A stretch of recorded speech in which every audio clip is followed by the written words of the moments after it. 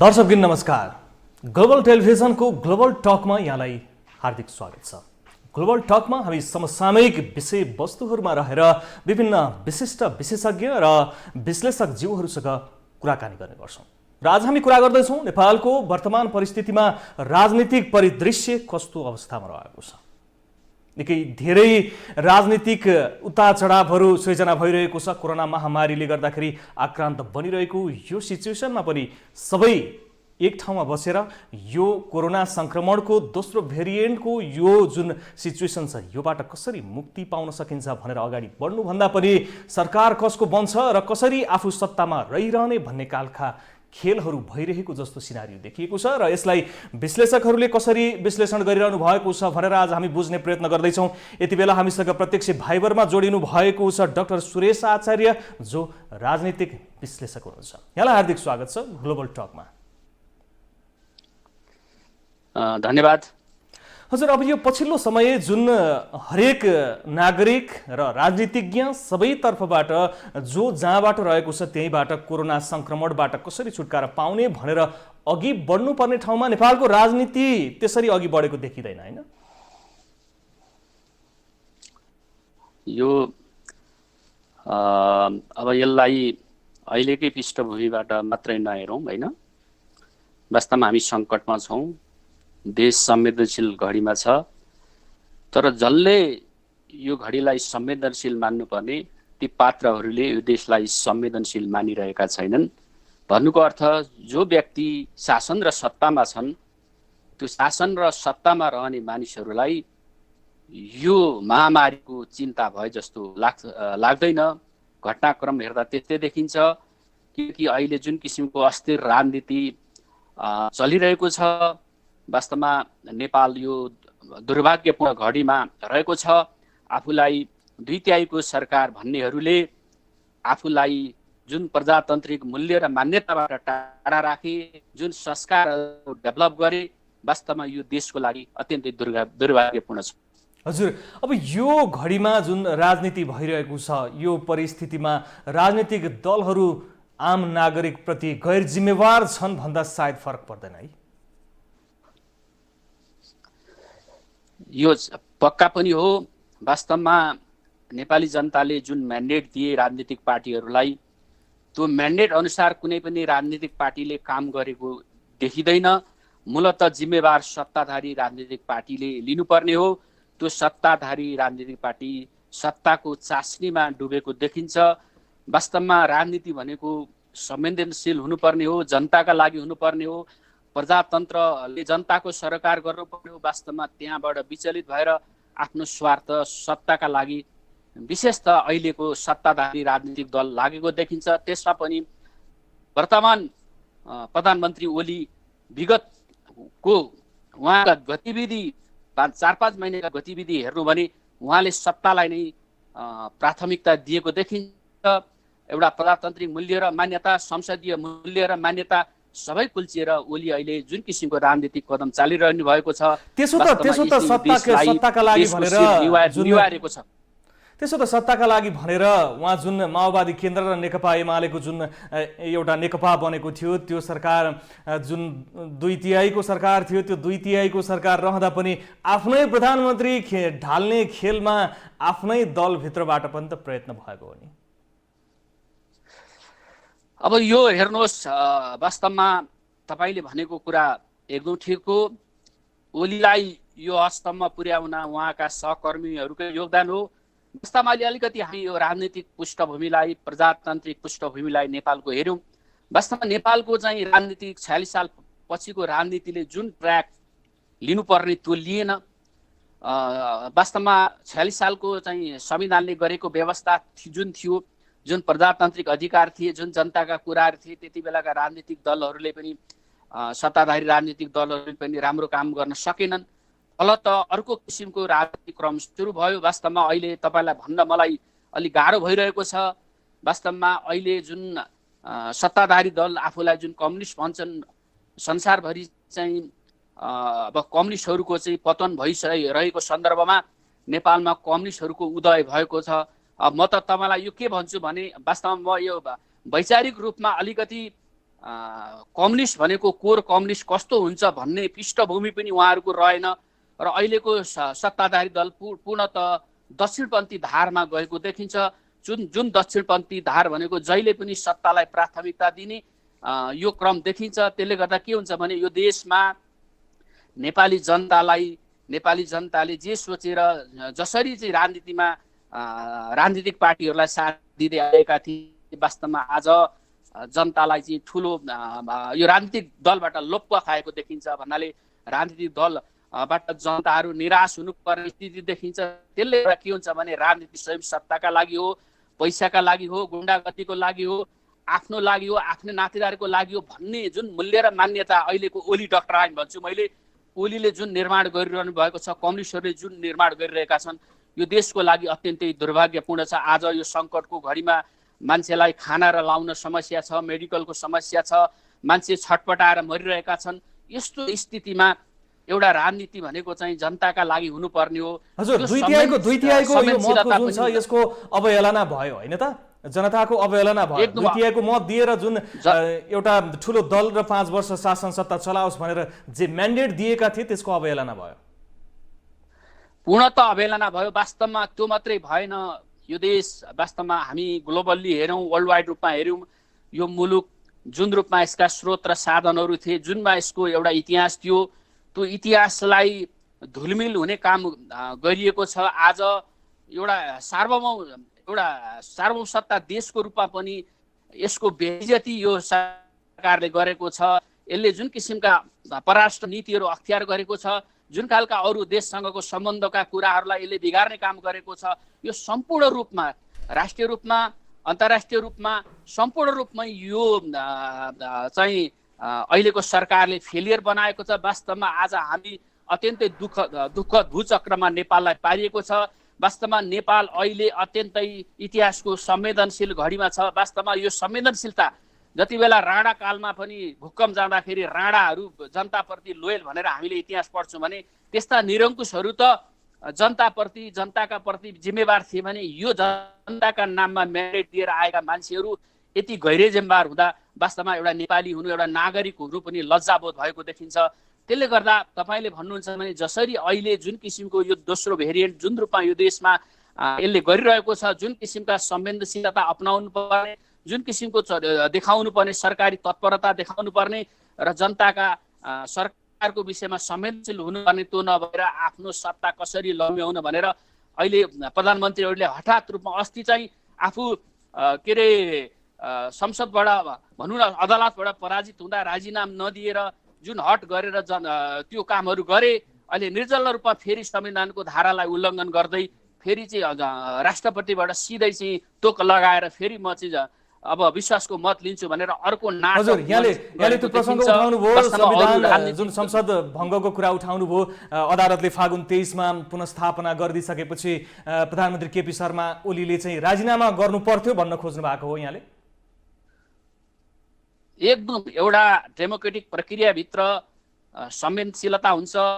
यो चाहिँ एउटा चाहिँ ट्रान्सपरेन्ट एकाउन्टेबल व्यवस्था हो। डेमोक्रेटिक सिस्टम भनेको अझ बहुदलीय प्रजातन्त्र भनेको त त्यही हो। आजको हिजोको इतिहासदेखिको राजनीतिलाई हेर्नु भने, त्यो व्यवस्थालाई हेर्नु भने हामी एउटा सानो कुरालाई पनि संवेदनशील हुने जुन खालको वर्ल्ड वाइड मूल्य र मान्यता छ, त्यो मूल्य र मान्यतालाई चुनौती दिँदै ओलीले आफ्नो आन्तरिक पार्टीको चाहिँ झगडामा संसदलाई विघटन गरे। अदालतले होइन भन्दा त्यो अदालतबाट एकदम लास पनि पचाएर जुन किसिमले चाहिँ सत्तामा टिकिरहने प्रपञ्च गरे र अहिले कुन विकल्प भएन, मलाई काम गर्न दिएन, विकास निर्माणका कामहरू अघि बढाउन सकिएन, त्यसैले यो संसदीय व्यवस्था जुन संसद छ यो भङ्ग गर्नु पर्यो र फ्रेस जुन जनताको फेरि पनि मतमा जानलाई बाध्य भएँ म भनेर एउटा स्पष्टीकरण पनि दिइसक्नु भएको छ प्रधानमन्त्रीज्यूले।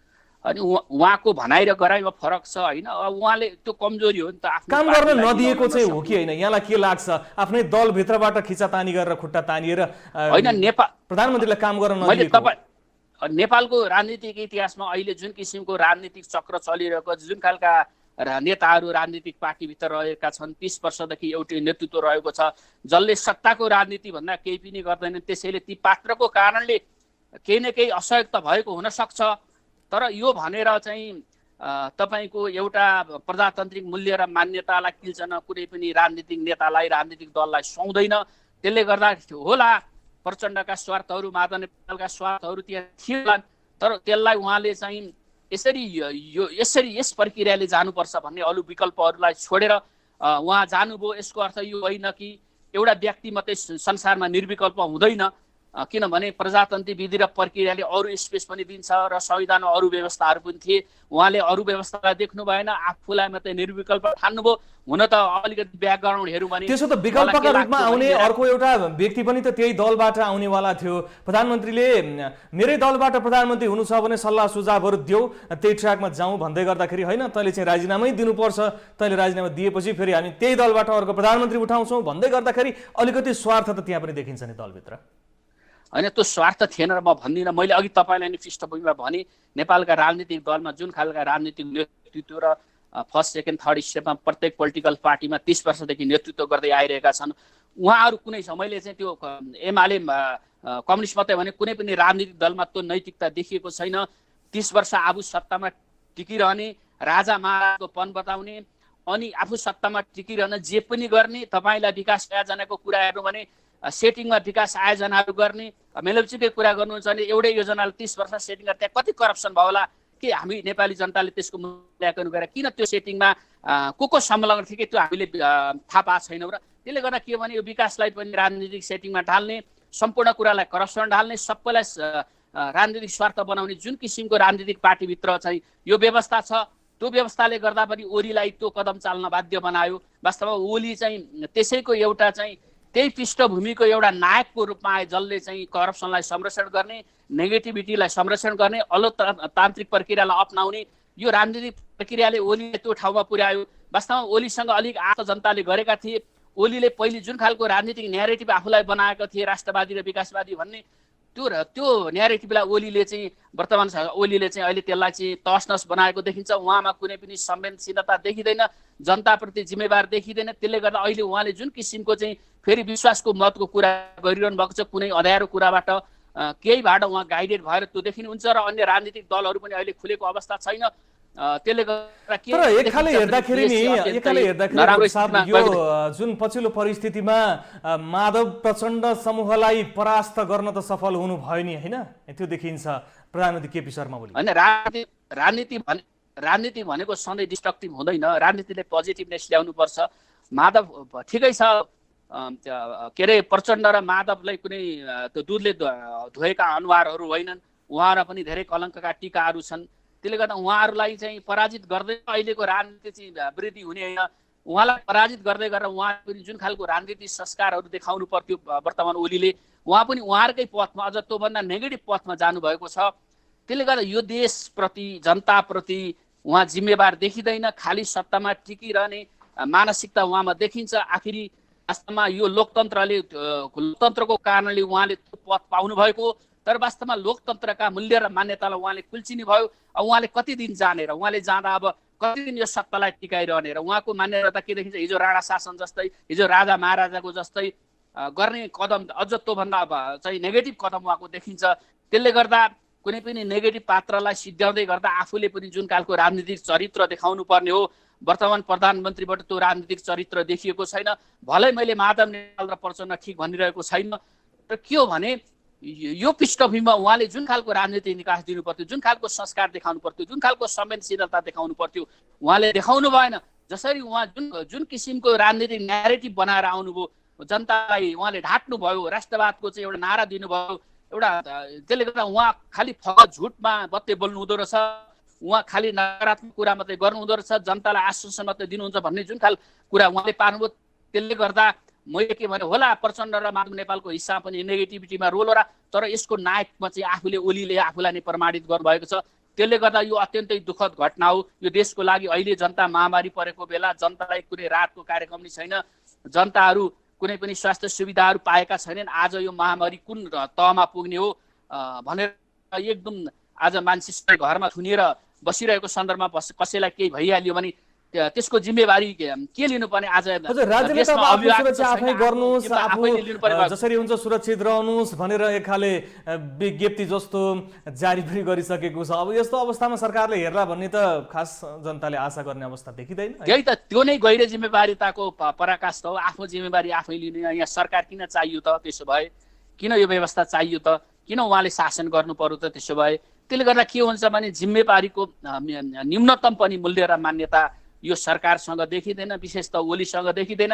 तपाईँलाई म उदाहरण दिन्छु। फगत रूपमा उहाँले जसरी चाहिँ यो चाहिँ अहिले चाहिँ सरकारहरूलाई चाहिँ पजनी गर्ने अनि त्यसका तपाईँको प्रशासकहरूलाई हटाउने जुनहरू कामहरू गर्नुभएको छ, अहिलेका जुन दुईटा क्षेत्रमा जुन तपाईँको उसलाई चाहिँ हटाउनु भयो उहाँले, जुन हठात रूपमा आज कुन खालको संस्कार, राजनीतिक संस्कार ओलीले निर्माण गर्नुभएको छ, त्यो संस्कारले भोलि कस्तो किसिमको राजनीतिक दर्शन निर्माण गर्ने हो? भर त ओलीकै चाहिँ पथमा, ओलीका चाहिँ प्रदेशहरूमा मुख्यमन्त्रीहरूले काम गरिरहनु भएको, त्यसले गर्दा उहाँले यस्तो खालको नकारात्मक राजनीतिक संस्कार बसाइरहनु भएको छ। सत्ताभन्दा केही पनि छैन, सत्ता नै प्रमुख हो भन्ने उनले पछिल्लो समय यो जुन राजनीतिक नैतिकता भन्ने कुरा चाहिँ अब शून्य अवस्थामा पुग्यो होइन? नैतिकहीन भए हाम्रा नेताहरू।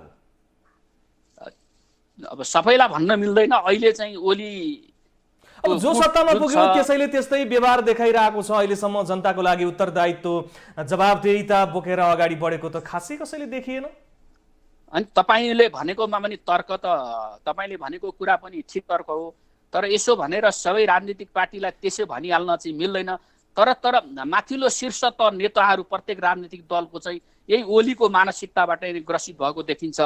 त्यसले गर्दा हामीले अब यो करेक्सनको बेला हो। वास्तवमा नेपाली जनताले पनि, मैले भने नेपाली जनतालाई जस्तो खालको न्यारेटिभहरू नकारात्मक न्यारेटिभ बनाएर जनतालाई हेजमनी क्रिएट गरेर भोट लिने प्रचलन नेपालमा भयो। वास्तवमा जनतालाई चाहिँ ढाँट्ने प्रक्रिया क्रम हिजोदेखि त्यो अहिले भइरहेको छ। त्यसले गर्दा वास्तवमा जनता पनि यो घटनाबाट जनता पनि संवेदनशील हुनुपर्छ।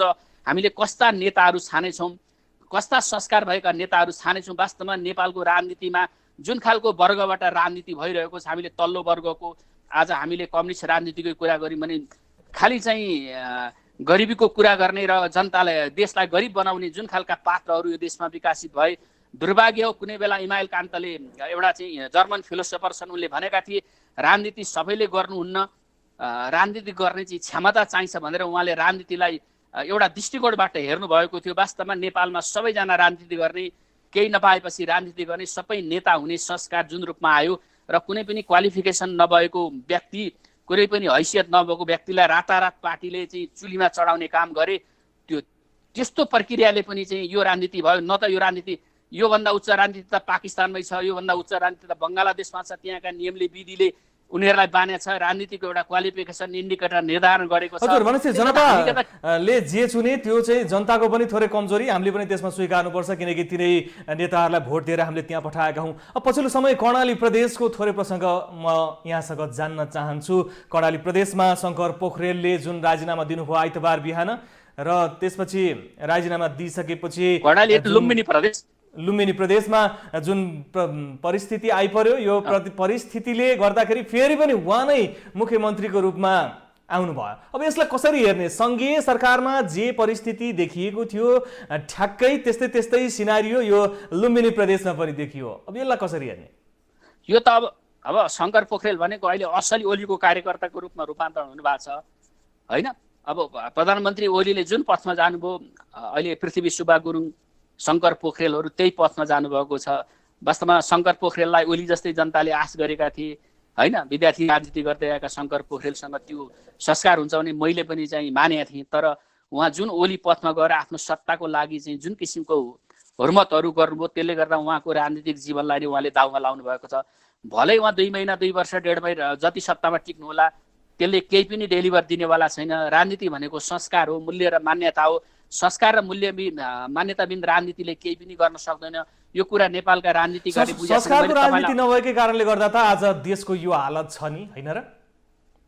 त्यसले म अलिकति तपाईँलाई यो कुरा पनि पृष्ठभूमिमा भन्दैछु। अघि मैले जुन उदाहरण दिएको थिएँ, एउटा राजनीतिक मूल्य र मान्यता हाम्रो संविधानले पनि निर्धारण गर्न सकेन।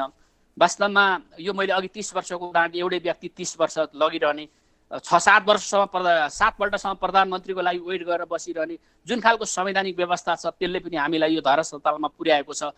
किनकि यसको पनि विधि चाहिँ त्यति बेला संसदमा त कुरो नउठेको होइन, संविधान बनाउने बेला त्यसलाई पनि तिरस्कार गरियो।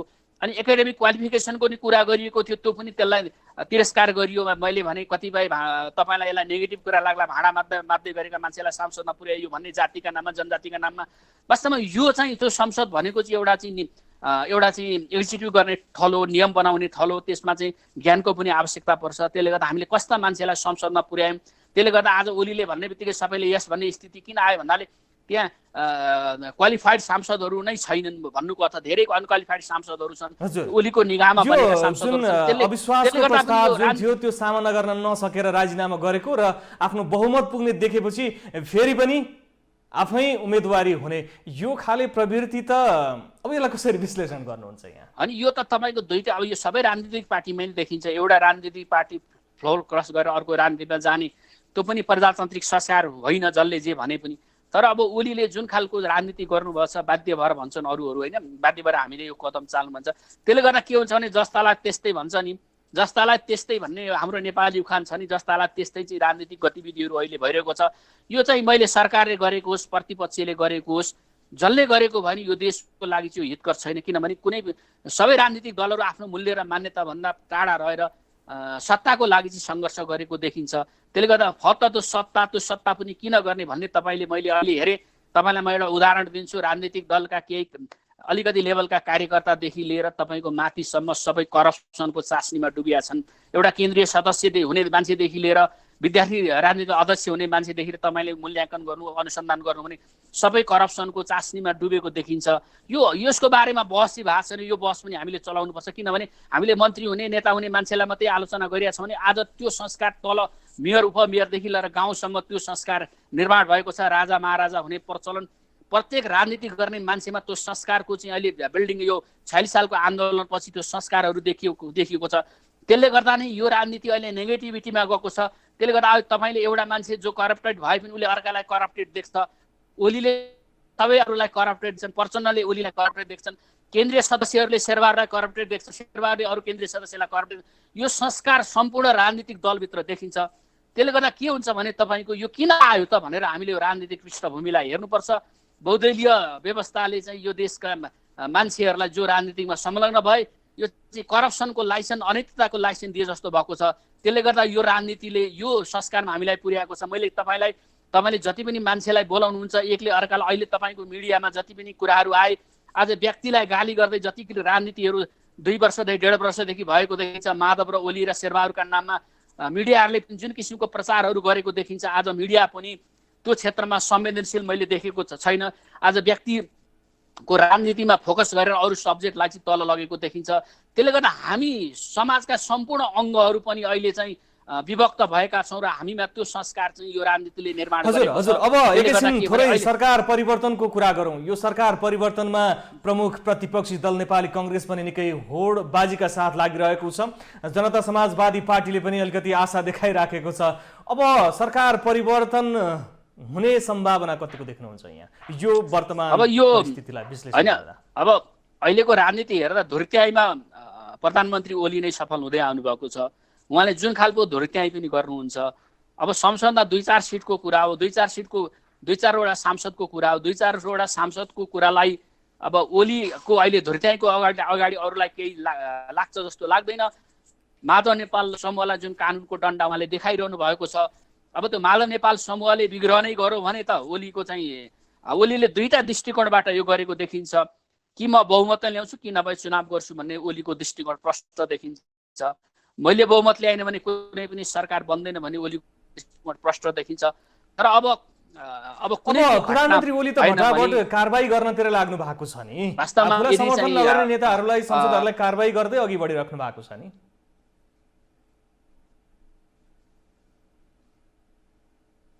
यही मैले त्यही पृष्ठभूमि उहाँले त्यो आफूलाई जे गर्नुभएको स्थिति छ। त्यसले गर्दा अब अहिले जुन चाहिँ सरकारले मोर्चा भने प्रधानमन्त्रीलाई प्रधानमन्त्री नहुने भनेर डिभिजन किन्छ, त्यो डिभिजन हो भने वास्तवमा प्रधानमन्त्री हुन गाह्रो छ। तर अब नेपालले चाहिँ भने मादन कम्पनीले त्यो कदम चाले भने अब शेरबहादुर प्रधानमन्त्री नलगे भन्न पनि सकिँदैन। तर जुन परिस्थिति जुन स्थितिमा ओलीले यो कदम चालेका छन् ओली चाहिँ प्यारो सुरुङबाट केही गरिरहेको देखिन्छ। त्यसले गर्दा ओली त्यसै सत्ता अहिलेको ओलीको जुन चरित्र जुन बनेको छ सत्ता छोड्ने मस्तिष्कमा उता कदमहरू देखिँदैन। ओलीले एकपछि दुई स्टेपहरू त्यही किसिमले चालेको देखिन्छ। तपाईँलाई मैले हिजोको व्याकरणलाई हेरौँ, हिजो जसरी अदालतले ओलीले हराउँदै गर्दा उहाँले अर्को कदम चालेर राजनीतिक पार्टी सम्बन्धी जुन एउटा मुद्दाले ल्याएर आफ्नो कदमलाई जसरी भए नि माथि पार्नुभयो ओलीले। त्यही कदम यदि आफू कदाकथित संसदमा अविश्वासको प्रस्ताव आए पनि अल्पमतको ठुलो दलको सरकार हुने मनस्थितिमा ओली देखिन्छ। हजुर, भनेपछि अब यही सरकार निरन्तर हुने देख्नुहुन्छ यहाँ, त्यसो भए होइन अर्को सरकारको विकल्प देख्नुहुन्न? उहाँ होइन, अब नेपालको राजनीतिक दलमा मधेसी दलमा चाहिँ त्यो राजनीतिक चरित्र देखिरह्यो भने अब ओली आफै विगत ओली हुनको लागि उहाँ सहमत नै हुन्छ। उहाँसँग राष्ट्रिय अन्तर्राष्ट्रिय जडकोड पनि देखिन्छ। जुन दक्षिणपन्थी धारमा बगिरहनु भएको छ उहाँको मात्रै त्यहाँ चाहिँ कारण देखिँदैन। उहाँलाई जुन दक्षिणपन्थी धारमा उहाँ गइरहनु भएको त्यसलाई त्यस्ता राष्ट्रिय अन्तर्राष्ट्रिय शक्तिहरू त्यहाँको कनेक्सन देखिन्छ। यदि त्यो राष्ट्रिय अन्तर्राष्ट्रिय शक्तिको कनेक्सन टुटेन भने ओली नै हुने सम्भावना देखिन्छ। यदि त्यहीँ केही ब्रेकअप भयो र ओलीको चाहिँ म्याच सिद्धिएको हो भन्ने लाग्यो भने शेरबहादुर देउवा प्रधानमन्त्री हुने सम्भावना पनि उत्तिकै प्रबल छ। हजुर, अब यो विश्वासको मतको कुरा छ, अन्तिममा यही जिज्ञासा छ। अब प्रधानमन्त्री केपी शर्मा ओलीज्यूले चाहिँ अब विश्वासको मत लिनुपर्ने संसदबाट भन्ने कुरा छ, उहाँले विश्वासको मत प्राप्त गर्ने सम्भावना छ कि छैन? अब अहिलेको चाहिँ गणितभित्र चाहिँ देखिँदैन हेर्दा, किन भन्दा उहाँ दुईटै खतरामा हुन्छ। मधेसवादी दलमा डिभिजन हुने पर्या देखिन्छ। मधेसवादी दलमा आएको समाचार अनुसार अहिले उपेन्द्र समूह मेजोरिटीमा छ। उपेन्द्र समूहले सरकारमा नजाने भन्न सक्छ। त्यो पछि अब तपाईँको महन्त ठाकुर समूहलाई नि सिधै चाहिँ जान स्थिति चाहिँ त्यति देखिँदैन। अब त्यो गइहाले उसले हाले पनि उहाँलाई चाहिँ यदि दुई चारजना माधव नेपालका सांसदहरूले चाहिँ कर्णालीको जस्तै घटना गरिदियो भने त्यो सरकार चाहिँ नरहन सक्छ। त्यसले गर्दा ओलीले त्यो पनि हुने सम्भावनालाई चाहिँ मध्यनजर गर्दै यो कदमलाई चालेको देखिन्छ। यदि त्यो भइहाल्यो भने म ठुलो पार्टीको दलले मैले सरकार बनाउँछु भन्ने अरू सरकारको चाहिँ अरू पार्टीको सरकार बन्दैन भनेर उहाँले चाहिँ आफ्नै सेपको लागि यो कदम चालेको देखिन्छ। अघि मैले तपाईँलाई एउटा कुरा भने भले कि यसरी यो अहिले हताश रूपमा जुन संसद अस्ति बन्द गरेर हताश रूपमा यो बोलाइयो यो चाहिँ अहिले हेर्दाखेरि यो अहिले गैरकारी पनि देखिन्छ। उहाँले कुन यो नेपालको संविधानको अहिलेको व्यवस्थामा त्यो व्यवस्था भएको पनि देखिँदैन। उहाँ पहिले विश्वासको मत लिने चाहिँ आवश्यकतै ठान्नु भएन। अब अहिले हठात रूपमा विश्वासको मत लिनुको पर्छ। कहीँ न कहीँ उहाँले कुनै न कुनै चाहिँ षड्यन्त्र कुनै न कुनै चाहिँ गरेको देखिन्छ। त्यसले गर्दा उहाँले आफ्नो सत्ता टिकाउनकै लागि गरेको यो प्रपञ्च देखिन्छ। अब अरू राजनीतिक दलले त्यसलाई कसरी काउन्टर दिन्छन् यसलाई वेट एन्ड सीको रूपमा हामीले हेर्न सकिन्छ। हजुर, हस्, आज हामीले वर्तमान राजनीतिक परिस्थिति कस्तो छ र यो राजनीति कसरी अगाडि बढिरहेको छ भन्ने कुरा गऱ्यौँ। ग्लोबल टेलिभिजनको ग्लोबल टकमा समय दिनुभयो, यहाँलाई धेरै धेरै धन्यवाद। तपाईँहरूलाई पनि धेरै धेरै धन्यवाद। हस्, थ्याङ्क यू सो मच। हजुर, उहाँ हुनुहुन्थ्यो डाक्टर सुरेश आचार्य, राजनीतिक विश्लेषक हुनुहुन्थ्यो। पछिल्लो समय प्रधानमन्त्री केपी शर्मा ओलीको कदम र अहिले जुन कोरोना संक्रमणको यो वस्तुस्थिति छ यसलाई नियन्त्रण गर्ने र कसरी अगाडि बढेर व्यवस्थापन गर्ने भन्दा पनि राजनीतिक खिचातानीमा नेपालका राजनीतिक दलहरू लागि परेका छन्। यो परिस्थितिमा गर्नुपर्ने के थियो र के भइरहेको छैन, यही सन्दर्भमा रहेर आज हामीले ग्लोबल टकमा कुरा गऱ्यौँ। अन्य कुनै विषयका साथमा अवश्य पनि आउनेछौँ। ग्लोबल टेलिभिजन हेर्दै गर्नुहोला। नमस्कार।